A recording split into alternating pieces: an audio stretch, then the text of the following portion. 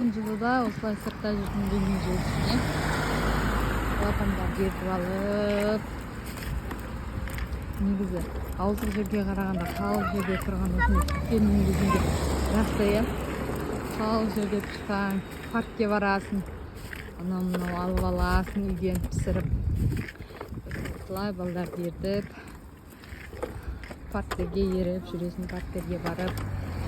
Аларда турганын бир жакшы ушундай да, көктемде осылай балдарды ертип, бизде осундай көпүр бар, кичинекей.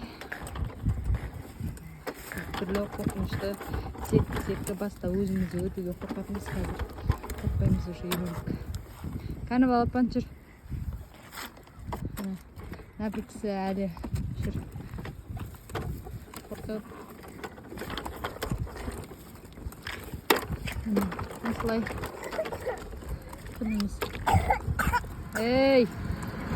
Биздин балдары гана өтө жетет. Көктем басталса осылай жетелемиз.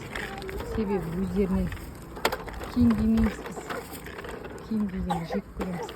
Мынау жол мени Түркүнөмө да апарады, жумушума да апарады. Ушун эң негизги жолдардын бири ғой. Биздин ауыл ушундай дейм ба? Биздин ауылда эчтеке жок. Тайби ауданын шетинде турамыз. Өзүбүз. Сосын осылай балдарды көчөдө алып жүрөбүз.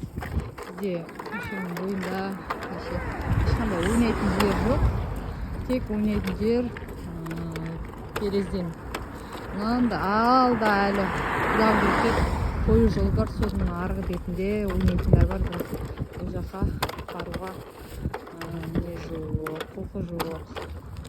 Ушундай машинам бар, дайым машина. Bir kız şişmedi başladı. Ne diyorsun?